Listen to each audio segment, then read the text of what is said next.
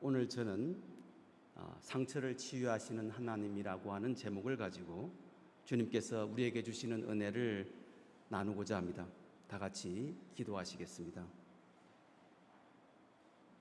하나님 아버지, 오늘 이 제단에서 선포되어지는 말씀이 우리의 심령에 깊이 새겨지게 하여 주옵소서. 이 말씀이 살아서 움직이는 능력이 되어 우리의 생각을 변화시키고 우리의 삶을 바꾸어 주시옵소서. 예수 그리스도의 이름으로 기도드렸습니다. 아멘. 생각해보면 우리 인간은 누구나 마음 깊은 곳에 인정받고 싶어하는 그러한 욕망을 가지고 있습니다. 부모님의 사랑과 인정을 받고 싶습니다. 그래서 자녀는 최선을 다해서 노력을 하게 됩니다. 또한 우리가 속한 공동체에서 받아지기를 원합니다. 사람들에게 인정받기를 원합니다. 그런데 많은 사람들이 깨닫지 못하는 것은 바로 이 인정받고 싶어하는 마음이 가지고 있는 힘이 우리의 삶을 어떻게 바꾸어 가고 있는가라고 하는 것입니다. 우리가 오늘 입은 옷에서부터 타고 다니는 자동차, 우리가 살고 있는 집, 선택하는 직업까지 겉으로 보기에는 단순히 우리가 우리의 취향에 의해서 선택한 결정처럼 보이지만 깊이 들여다보면 그 속에는 사람들에게 인정받고 싶어하는 마음이 자리하고 있음을 우리가 알게 됩니다. 사람들은 인정받고 싶어서 때로는 무모한 일을 저지를 때가 있습니다. 어떤 이들은 생각합니다. 내가 얼굴만 조금 더 예뻤더라면 모든 사람들이 나를 사랑해 줄 거야. 내가 공부를 조금만 더 잘했다면 모두가 나를 존경할 거야. 내가 돈이 많다면 사람들은 나를 인정해 줄 거야. 이처럼 인정받고 싶은 마음은 우리 안에서 끊임없이 소리를 내고 있습니다. 우리를 끝없는 경쟁과 비교 속으로 몰아넣는 것이 바로 우리가 인정받고 싶어하는 욕망에서 시작이 된다고 하는 것입니다. 하지만 이러한 갈망이라고 하는 것은 결코 채워질 수 없다고 하는 것입니다. 사람의 인정은 잠시 우리를 만족시킬 수 있을지는 모르지만 곧 사라지고 맙니다. 다시 우리가 가지고 있는 그러한 욕망을 채워줄 수는 없습니다. 더 나아가서 세상은 결코 우리를 완전히 받아들이지 않습니다. 아무리 조건이 완벽해 보여도 세상의 기준은 언제나 우리를 거절할 수 있다고 하는 그러한 사실을 우리는 깨닫게 됩니다. 성경은 중요한 진리를 우리에게 알려주고 있습니다. 예수님이 누구이십니까? 예수님은 살아계신 하나님의 아들이셨습니다. 그분은 흠이 없으시고 완전한 분이셨습니다. 그럼에도 불구하고 예수님을 따르는 사람들조차 예수님을 버리는 안타까운 상황을 우리는 바라보았습니다. 결국 인정받지 못하는 문제라고 하는 것은 우리가 완전하지 못해서가 아니라 사람의 시선과 기준이 불완전하기 때문입니다. 제가 목회를 하면서 배운 중요한 사실이 하나 있습니다. 그것은 바로 인생이라고 하는 여정은 그 누구도 어려움 없이 무난히 지나갈 수 없다고 하는 것입니다. 우리는 불완전한 세상에 두 발을 딛고 살아가고 있습니다. 그렇기 때문에 크든 작든 누구나 상처를 입은 채 살아갈 수밖에 없습니다. 겉으로는 잘 드러나 있지는 않지만 우리 마음 깊은 곳에는 보이지 않는 상처와 흉터가 남아 있습니다. 때로는 그 흉터가 우리를 무겁게 짓누를 때가 있습니다. 그리고 그 상처들 가운데 가장 고통을 주는 것은 바로 거절당하는 것이 아닐까라는 생각을 하게 됩니다. 부모로부터의 거절은 사람의 마음에 아주 깊은 상처를 남깁니다. 그리고 평생을 함께 하고자 언약하고 기쁠 때나 슬플 때나 서로를 지켜주겠다고 약속했던 배우자로부터 거절을 당하게 되었을 때 그 아픔은 말할 수가 없습니다. 친구나 사랑하는 이들에게서 당한 거절은 우리를 깊은 외로움과 슬픔으로 몰아갈 때가 있습니다. 가장 믿었던 친구가 떠나고 가장 의지했던 사람이 등을 돌리게 되었을 때 그 배신감과 상실감은 참으로 큰 고통으로 다가오게 됩니다. 우리 모두는 삶의 어느 순간에서든 이 거절의 아픔을 안고 살아갈 수밖에 없습니다. 하지만 오늘 말씀을 통해서 주님께서는 우리가 당한 상처를 치유해 주시고 그리고 이 문제를 해결할 수 있는 방법을 우리에게 알려주고 계십니다. 로마서 15장 7절 말씀입니다. 제가 읽겠습니다. 그리스도께서 우리를 받아 하나님께 영광을 돌리심과 같이 너희도 서로 받으라. 예수님께서 하고 계시는 말씀은 무엇입니까? 주님께서 우리를 받아주신 것처럼 우리도 사람들을 받아들여야 된다고 전하고 있습니다. 예수님은 우리의 조건을 보고 받아주신 것이 아닙니다. 우리가 잘나서, 우리가 의로워서, 완벽해서 받아주신 것이 아니라 오히려 죄와 허물 가운데 있었던 우리를 그 모습 그대로 받아주신 것입니다. 여기서 우리가 알게 되는 중요한 사실은 조건 없는 사랑을 말하고 있습니다. 내가 착한 일을 하면 받아주겠다고 말씀하신 적이 없으십니다.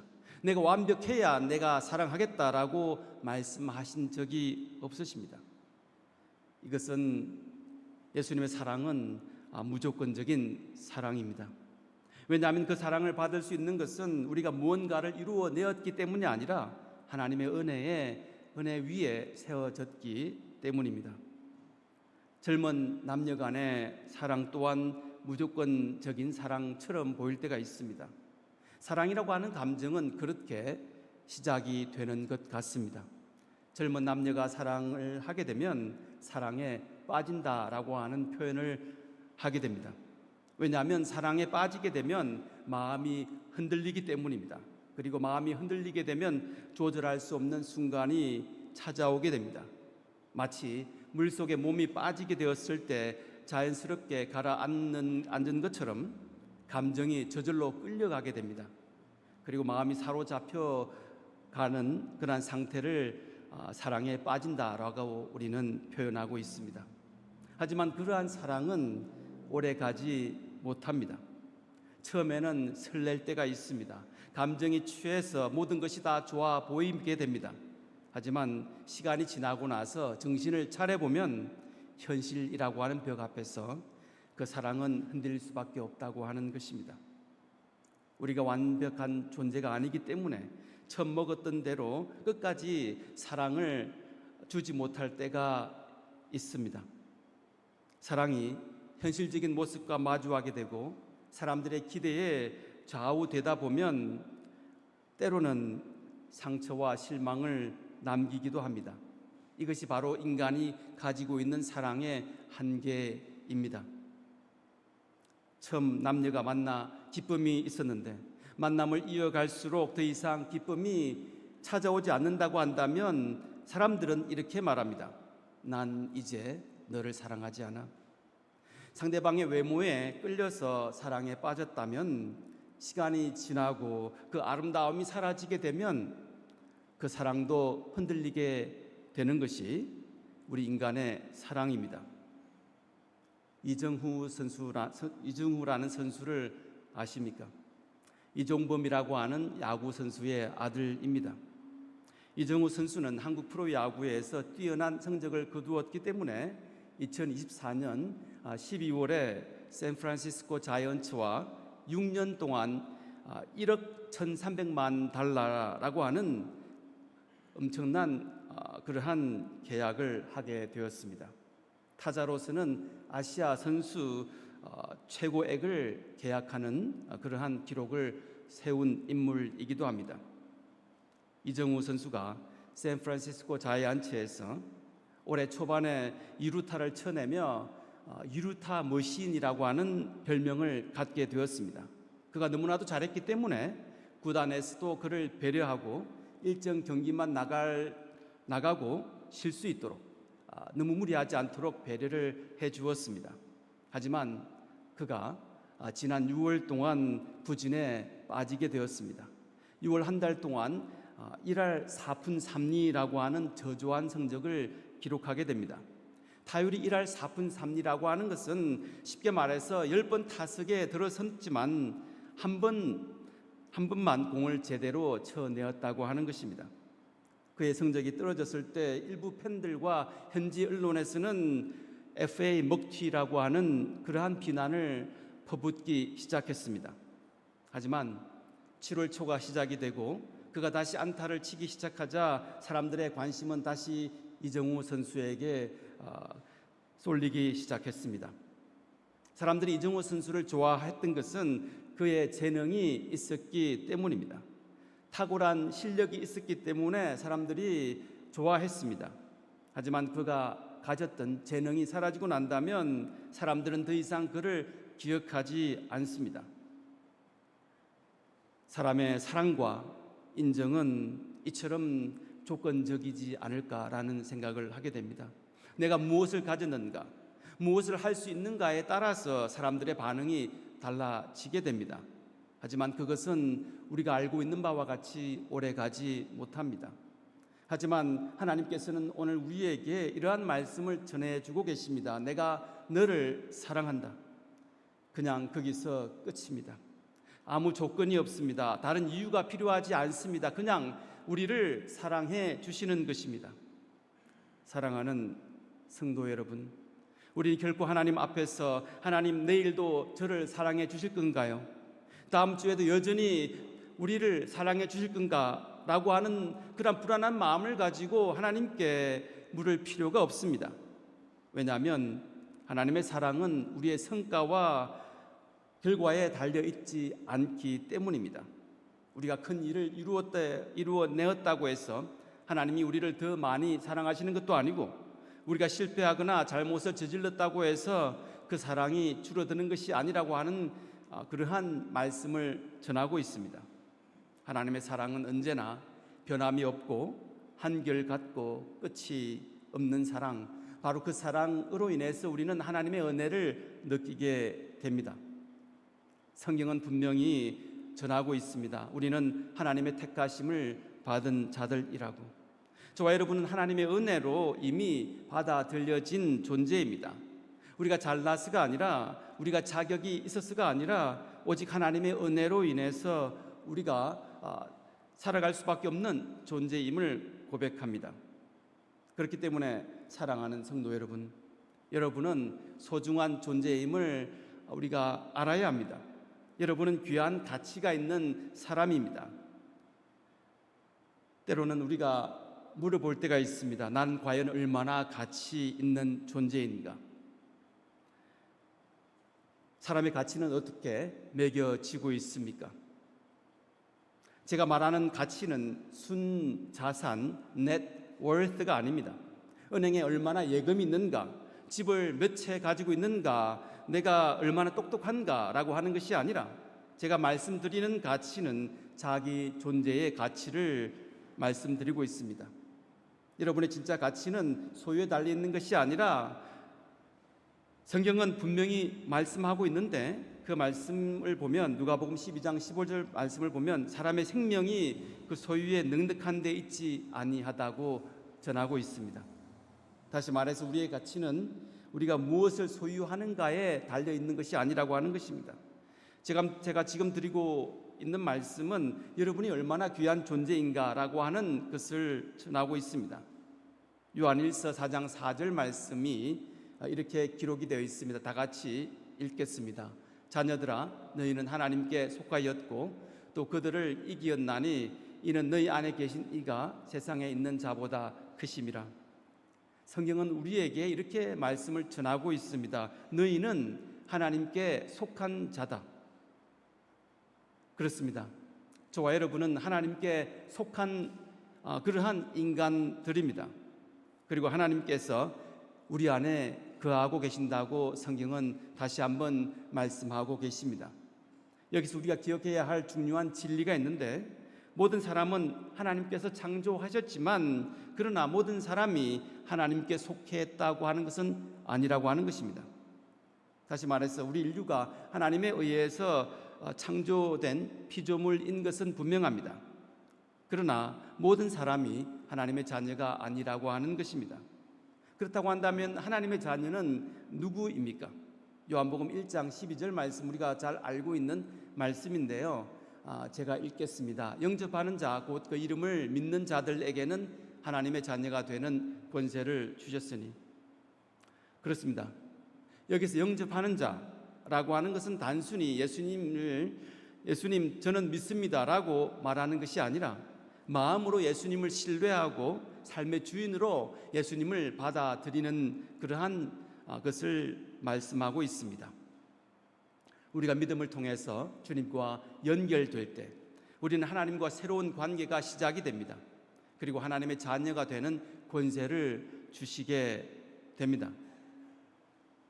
그렇기 때문에 주님을 영접한 우리는 더 이상 값없는 존재가 아니라 값을 매길 수 있는 존재가 아닙니다. 왜냐하면 하나님의 자녀가 되었기 때문입니다. 사랑하는 성도 여러분, 하나님께서 여러분에게 이러한 말씀을 전하고 있습니다. 너는 단순히 받아 들려진 존재가 아니다. 너는 귀하고 존귀한 존재이다. 너는 내게 속했다라고 오늘 말씀은 선포하고 계십니다. 우리가 알고 있는 바와 같이 가치라고 하는 것은 두 가지로 결정됩니다. 첫째, 누가 그것을 소유하고 있는가. 둘째는 그것을 위해 얼마를 지불했는가, 그것을 소유하기 위해서 얼마를 지불했는가라고 하는 그 기준에 의해서 가치가 결정이 됩니다. 만약에 내가 50만 불의 집을 샀다고 해서 그 집의 가치가 50만 불이 아닙니다.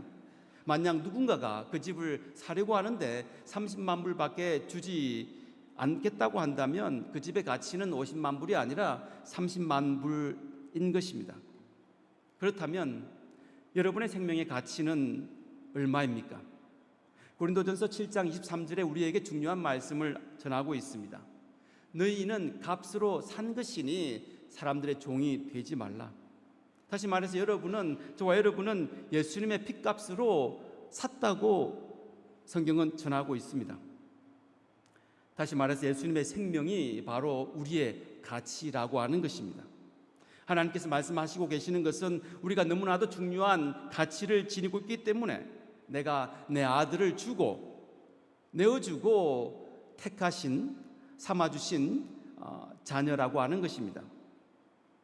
이것보다 더 큰 가치의 증거가 어디에 있습니까?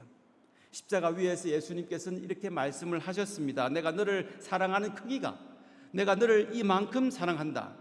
내가 너를 위해서 이만큼까지 했다. 그만큼 여러분은 나에게 소중하다라고 주님께서 말씀하고 계십니다.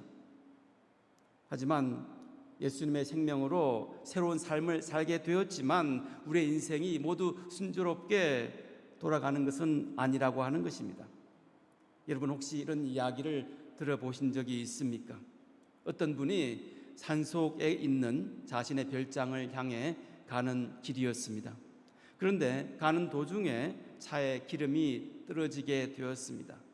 그는 차를 세우고 주위를 둘러보다가 그만 차의 브레이크를 걸어두는 것을 잊어버렸습니다. 그때 차가 뒤로 밀리더니 절벽 아래로 자신이 타고 있던 차가 떨어져 버렸습니다. 어쩔 수 없이 그는 마음을 추스리고 걸어서 자신의 별장을 올라가기 시작했습니다. 그런데 갑자기 눈보라가 몰아쳐 왔습니다. 옷은 다 젖어버렸습니다. 뼛속같이 시린 추위가 몰려왔습니다. 그리고 그의 몸은 점점 지쳐만 갔습니다. 드디어 멀리 보이는 곳에 자신의 별장이 보이기 시작했습니다. 그런데 갑자기 그 순간 번개가 치기 시작했습니다. 그리고 번개로 인해서 그 집이 불타기 시작한 것입니다. 그 사람은 그 자리에 주저앉고 말았다고 합니다. 그리고 외쳤습니다. 하나님, 왜 나입니까? 왜 저에게만 이런 일이 찾아왔습니까? 제가 필요할 때 하나님은 어디에 계십니까? 제가 이처럼 극단적인 이야기를 드리는 이유가 있습니다. 오늘날 많은 사람들이 바로 이런 심정을 가지고 있기 때문입니다. 믿음의 사람조차도 삶의 문제가 생기면 곧바로 이렇게 생각하곤 합니다. 하나님이 나를 버리신 건가? 하나님이 나를 떠나신 건가? 사랑하는 성도 여러분, 우리 모두의 삶 가운데에는 크고 작은 흉터와 상처가 남아 있습니다. 그리고 그 상처로 인해서 우리는 너무나도 아픈 삶을 살아갈 때가 있습니다. 그렇다면 하나님은 어떻게 우리의 그 상처를 치유하십니까? 로마서 12장 2절 말씀을 통해서 사도 바울은 중요한 말씀을 저희에게 선포하고 있습니다. 다 같이 읽겠습니다. 너희는 이 세대를 본받지 말고 오직 마음을 새롭게 함으로 변화를 받아 하나님의 선하시고 기뻐하시고 온전하신 뜻이 무엇인지 분별하도록 하라. 물론 하나님은 우리의 상처를 치유하기 위해서 긴급한 상황에서는 단순히 외형적인 상황만을 우리가 어려운 가운데 있는 모습을 보시고 바로 찾아와 주실 때가 있습니다.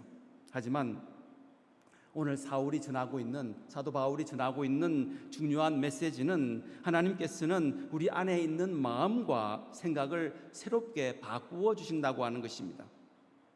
그리고 사랑과 은혜로 우리를 위로해 주시고 우리가 절망의 순간에도 소망을 잃지 않도록 함께 하신다고 하는 것입니다. 하나님은 우리의 상처를 외면하지 않으시고 우리의 마음과 생각을 새롭게 하심으로써 우리가 가지고 있었던 상처를 치유하신다고 말씀은 전하고 있습니다. 사랑하는 성도 여러분, 제가 오늘 나누고 싶은 예화가 있습니다. 아마 여러분 가운데 이 예화를 들어보신 분들도 계실 텐데요. 제가 나누도록 하겠습니다. 어느 날 존이라고 하는 목사님이 자신이 자주 가는 이발소를 찾아갔습니다. 이발사가 그때 존 목사님에게 물었다고 합니다. 하나님은 없는 것 같습니다. 만약 하나님이 정말로 존재한다면 왜 이렇게 많은 사람들이 고통 가운데 아픔을 겪어야 합니까? 왜 세상에는 테러와 자연재해가 이렇게 많이 일어나고 있습니까? 그로 인해서 많은 사람들이 고통을 당해야만 합니까?